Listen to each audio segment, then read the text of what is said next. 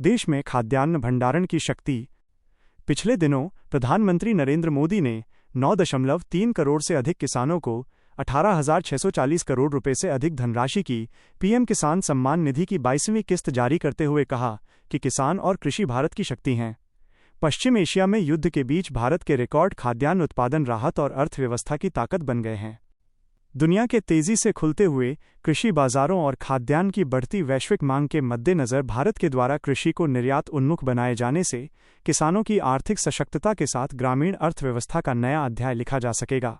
21वीं सदी के इस दौर में कृषि क्षेत्र को नई ऊर्जा के साथ आगे ले जाना सरकार की प्राथमिकता है। बजट 2026-27 में कृषि क्षेत्र के लिए 1,62,671 करोड़ रुपए का आवंटन किया गया है, जो पिछले वर्षों की तुलना में 7% अधिक है। सरकार तकनीक और कृषि हितप्रद नीतियों के माध्यम से किसानों को केवल अन्नदाता ही नहीं, बल्कि निर्यातकर्ता बनाने की दिशा में काम कर रही है। खाद्य तेल और दलहन पर राष्ट्रीय मिशन और प्राकृतिक खेती पर राष्ट्रीय मिशन सहित सभी कृषि क्षेत्रों को मजबूत किया जा रहा है। ऐसे में उच्च मूल्य वाले कृषि क्षेत्र को बड़े पैमाने पर बढ़ाने से ही हम अपनी खेती को वैश्विक स्तर पर प्रतिस्पर्धी क्षेत्र में बदल सकते हैं और दुनिया में भारत से बड़े पैमाने पर कृषि निर्यात बढ़ा सकते हैं। इस समय भारत दुनिया का 7वां सबसे बड़ा कृषि उत्पादों का निर्यातक देश है। इसमें कोई दो मत नहीं है कि जहां देश का रिकॉर्ड खाद्यान्न उत्पादन देश के आम आदमी के लिए भोजन की गारंटी है, वहीं दुनिया के कई ज़रूरतमंद देशों के करोड़ों लोगों के लिए खाद्यान्न आपूर्ति का आधार भी है।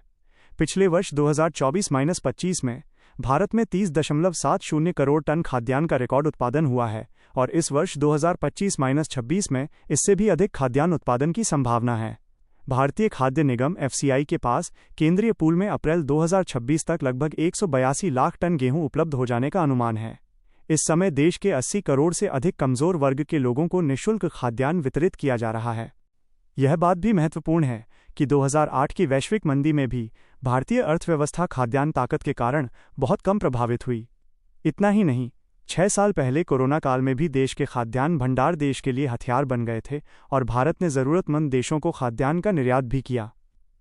अब एक बार फिर जब ईरान और इस्राएल अमेरिका युद्ध से दुनिया में खाद्य पदार्थों की कीमतें बढ़ रही हैं और खाद्यान्न आपूर्ति में व्यवधान है, तब भारत का रिकॉर्ड खाद्यान्न उत्पादन और रिकॉर्ड खाद्य प्रसंस्करण उत्पाद एक मजबूत हथियार दिखाई दे रहे हैं और भारत नए खाद्यान्न निर्यात आदेशों की पूर्ति के लिए तत्पर दिखाई दे रहा है। पिछले माह फरवरी 2026 में भारत ने 25 लाख टन गेहूं का निर्यात भी सुनिश्चित किया है। निःसंदेह कृषि भारतीय अर्थव्यवस्था का मुख्य आधार और देश के दीर्घकालिक विकास का एक महत्वपूर्ण स्तंभ है। सन 2008 की वैश्विक मंदी में भी भारतीय अर्थव्यवस्था खाद्यान्न ताकत के कारण बहुत कम प्रभावित हुई।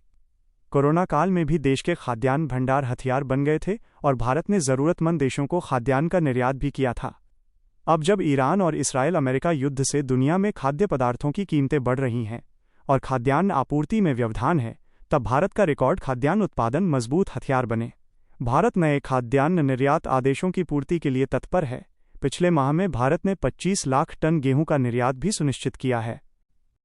विकास और लक्ष्य।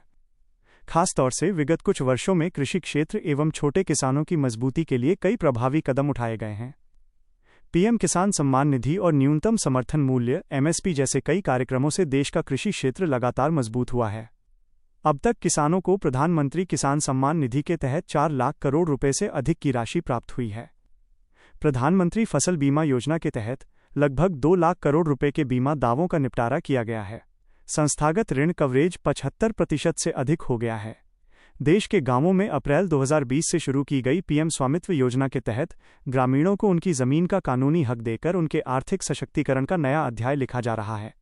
गांवों में बैंक शाखाओं की संख्या मार्च 2010 के 33,378 से बढ़कर दिसंबर 2024 तक 56,579 हो गई।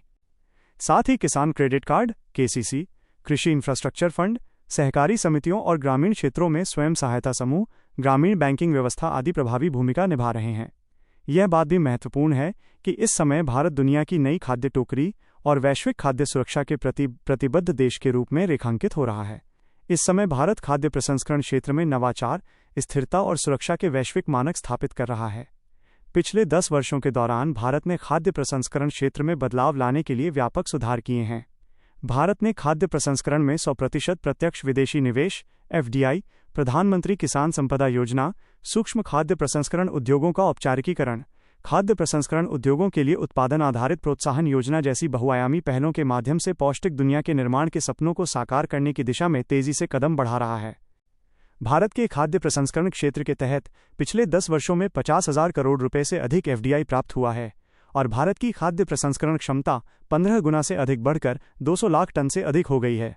देश के कुल कृषि निर्यात में प्रसंस्कृत खाद्य पदार्थों की हिस्सेदारी 13.7 से बढ़कर करीब 24% हो गई है। साथ ही भारत का खाद्य प्रसंस्करण बाजार आकार वर्ष 2025-26 में $535 अरब की ऊंचाई तक पहुंचना अनुमानित है। निश्चित रूप से रिकॉर्ड खाद्यान्न उत्पादन और रिकॉर्ड खाद्य प्रसंस्करण उत्पाद भारत की नई आर्थिक शक्ति बन गए हैं।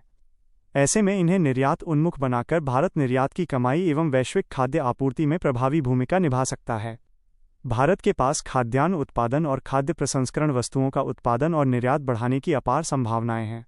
भारत जहां विश्व में चावल, दूध, जूट और मसाला उत्पादन में पहले क्रम पर है, वहीं गेहूं, कपास, गन्ना, मूंगफली, फल एवं सब्जियों के उत्पादन में दूसरे क्रम पर है।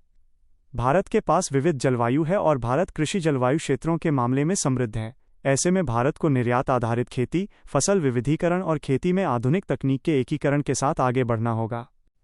चूंकि भारत में अब भी अनाज, दाल एवं तिलहन के उत्पादन का स्तर तो मौसम पर निर्भर ही होता है, ऐसे में क्षेत्रवार और फसलवार आधार पर व्यापक अध्ययन करते हुए सिंचाई की व्यवस्था की नई नीति तैयार की जाना लाभप्रद होगी।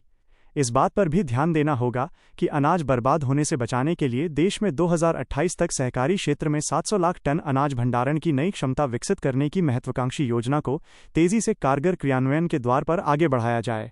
उम्मीद करें कि सरकार और किसान कृषि को निर्यात उन्मुख और प्रतिस्पर्धी बनाकर वैश्विक बाजार से जोड़ने की राह पर आगे बढ़ेंगे। उम्मीद करें कि भारत रिकॉर्ड खाद्यान्न भंडार से आम आदमी की खाद्य सुरक्षा सुनिश्चित करते हुए विश्व बाजार में भी दबदबा बढ़ाएगा। भारत की इस बढ़ती कृषि शक्ति और खाद्यान्न आत्मनिर्भरता का ये सफर वाकई गौरवशाली है। उम्मीद है कि लेख में दिए गए इन महत्वपूर्ण आंकड़ों और भविष्य की योजनाओं ने आपको देश की आर्थिक मजबूती की एक नई तस्वीर दिखाई होगी। इस लेख को अंत तक पढ़ने के लिए आपका बहुत बहुत धन्यवाद। आशा है कि यह जानकारी आपके लिए उपयोगी साबित होगी। इसी तरह की ज्ञानवर्धक चर्चाओं के साथ दोबारा मिलते हैं। तब तक के लिए अपना ख्याल रखें।